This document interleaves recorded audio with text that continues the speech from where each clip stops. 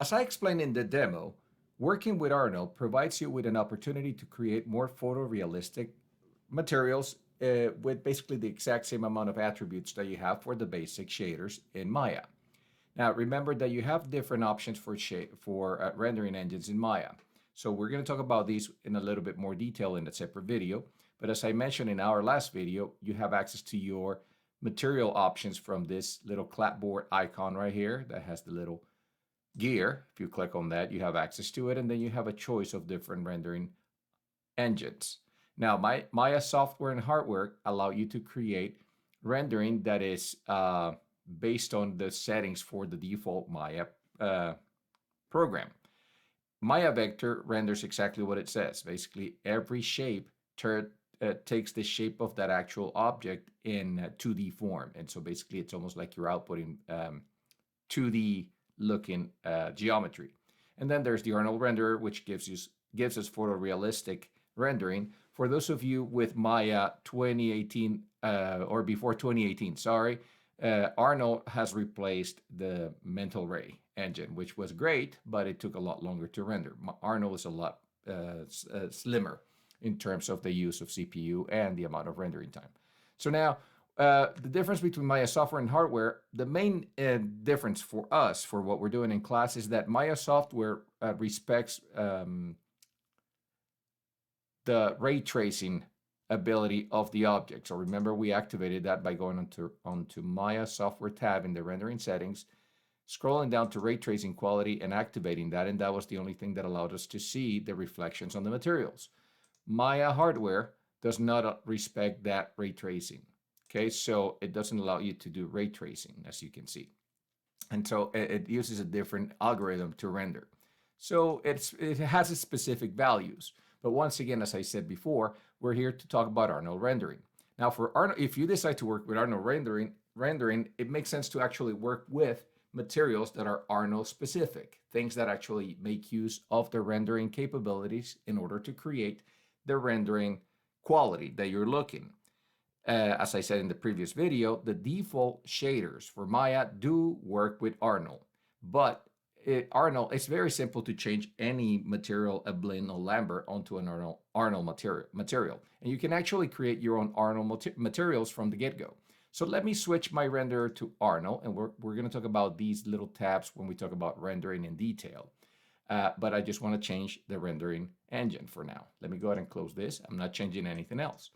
These two objects have the default Lambert material, as we spoke of last week. As I said, the Maya comes with a default Lambert material for you to be able to see what you build.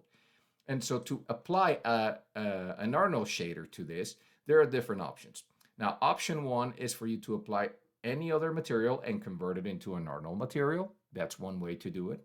Another way to do it is by right-clicking from the flyout menu, from the marking menu, go to Assign New Material. And when you click on that, you get a window that actually gives you different options for materials for either Maya, Maya specific, or Arnold shaders.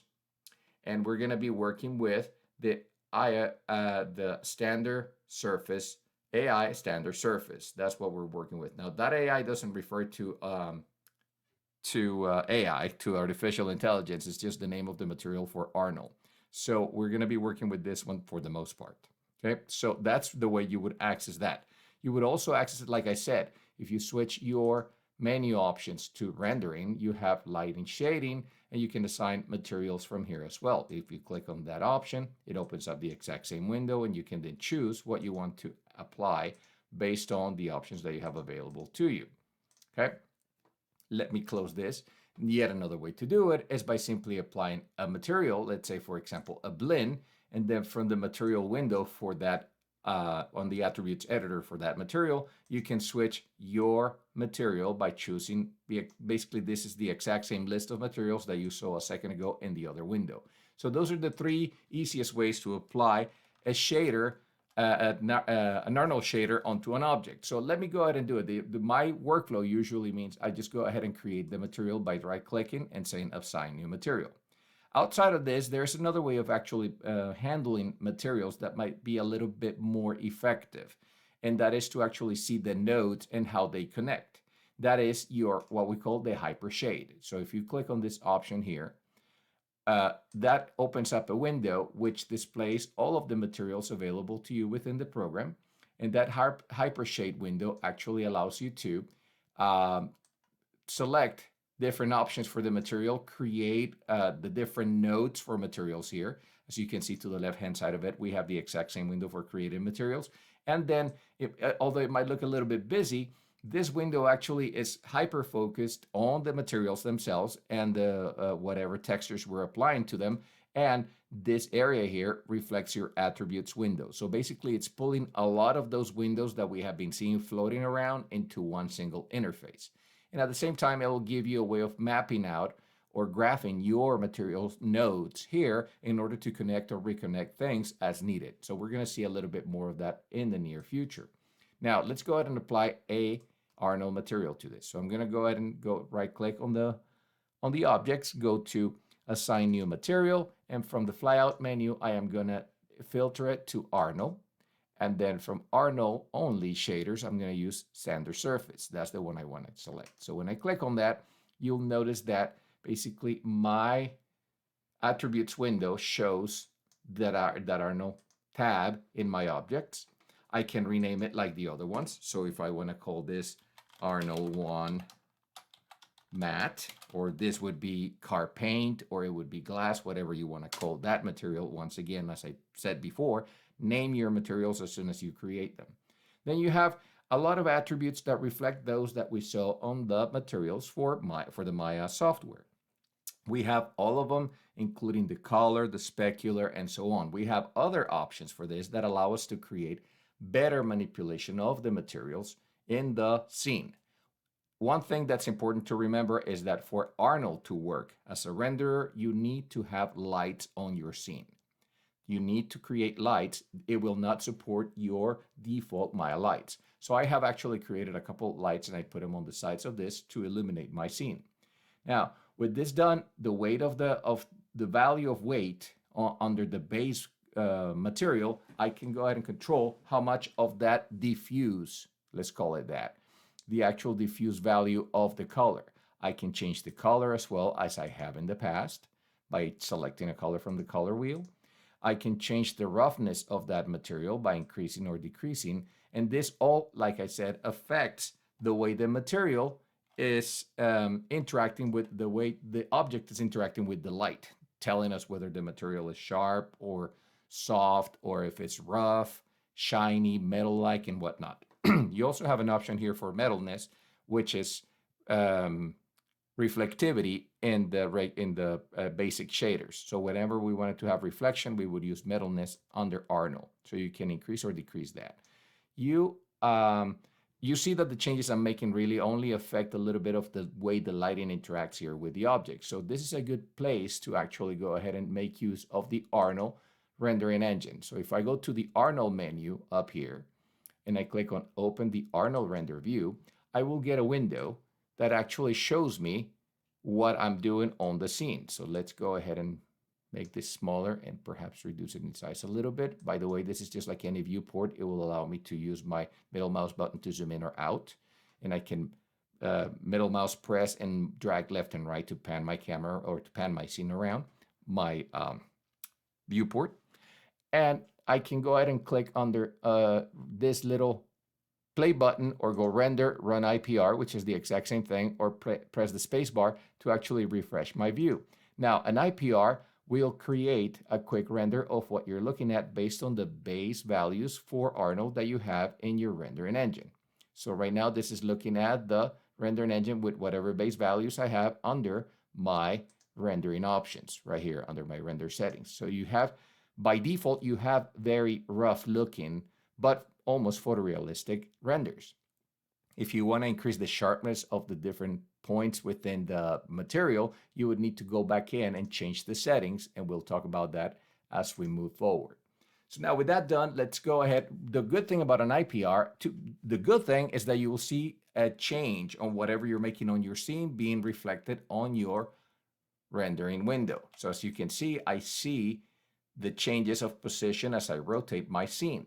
But the bad thing is that it slows down a bit when you're actually using it this way, when you're actually creating reflective, when you're actually rendering this way. Let's try running. I just closed the Arnold window. Let's go ahead and click on the renderer option under my viewport and switch it to Arnold. Now you'll notice that what I was seeing a second ago on that rendering engine is also what gets applied here if I activate my run IPR, which is this right here. An IPR is basically an interactive rendering engine. So any change that you make, it's going to procedurally reconstruct the thing for you as you make the changes. We select the cone only, and let's play around with the settings for this. I can go ahead and diffuse the sharpness of this, make it increase it, and you see how it gets rough around the edges, or I can make it sharp by reducing the amount of roughness. I can increase the metalness all the way so that it becomes a very shiny metal-like object. Okay, I can go ahead, you probably noticed by now that the background went black, and that is because I don't have any background elements. So all of this will be transparency should I render this. This will become transparency around here.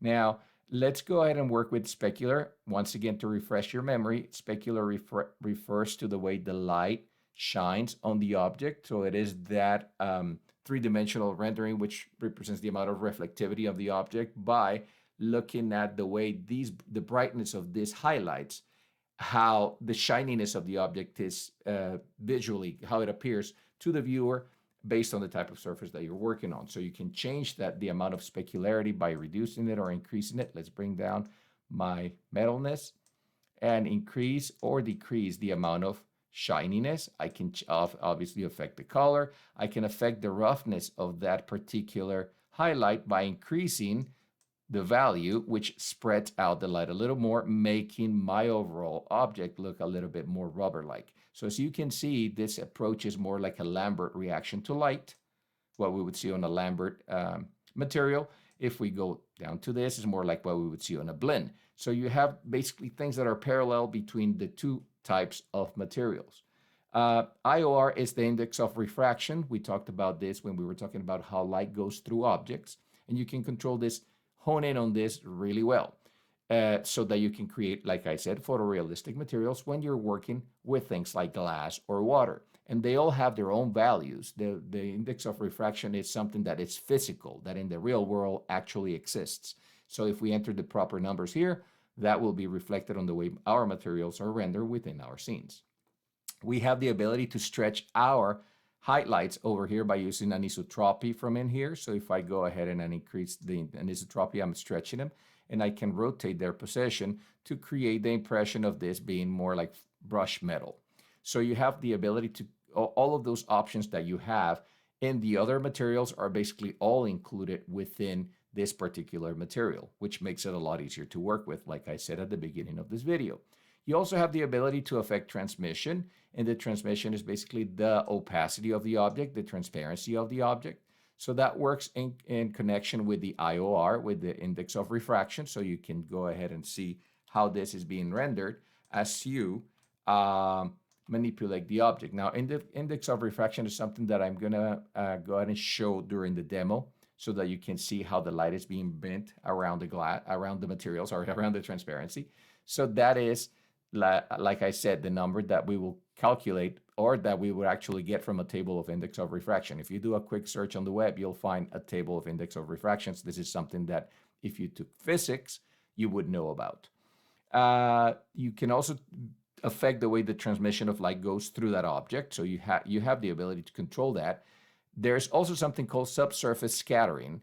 And subsurface is the way the light goes through a material, and it basically the way it spreads within the material. So things like like skin on a person or wax or marble have subsurface scattering. So once the light hits them, they are almost like translucent materials. And when the light goes through them, it spreads inside that material, therefore giving you a way of the light interacting with that material that makes it look like that specific material. Code is what you would use when you're using things like paint for cars and such. You actually have absolute control over how the double coat looks on the color coding works on those objects, sheen and so on. The one thing that I use the most in this area is geometry. And geometry allows me to do bump mapping, which is what I explained in the past, allows you to create fake geometry or the visual representation of fake geometry by using light and dark values in order to create texture on the surface of your objects. You also have the ability to control opacity from here. So you can control the opacity of the object. And as you can see, that is something that you can actually, you have absolute control over. Now, if you're not seeing your opacity on the objects, basically, let's say, let me select this guy here, or that actually this guy. Let's go ahead and, if you're not seeing the transparency like the way I am, go to your shape for that object, okay? And you need to go under the Arnold options and make sure that you turn off opaque in order for your transparency to become available to you in the viewport. So let me go ahead and stop this right here. Let me go to render viewport 2.0 so that we can see this. Let's turn that on. And I'm gonna go to increasing my opacity. Let's go ahead and bring the opacity up again and bring my, let's see, roughness, weight, diffuse metalness. Let's go ahead and work in transmission. So I'm gonna go ahead and make this opaque, okay? Now let's make this transparent right now. You'll notice that I see just things turning off and on. I don't see the actual light going through things, or I don't see right through it when I turn the opacity, which would tell me, okay, well, that's supposed to be changing the way this light goes through that object. And the reason for that is, once again, because I have opaque turned on for that object. So once I change that, the actual opacity will start acting in a different way. You'll see this more clearly when you have the rendering engine turned on. So if I do that, let me go ahead and set it up this way. Let's go back to the shape and click opaque. And when I change the opacity options for that, then I should see, actually when I go to transmission, watch what happens. I'm not seeing through the object, I'm actually seeing metalness.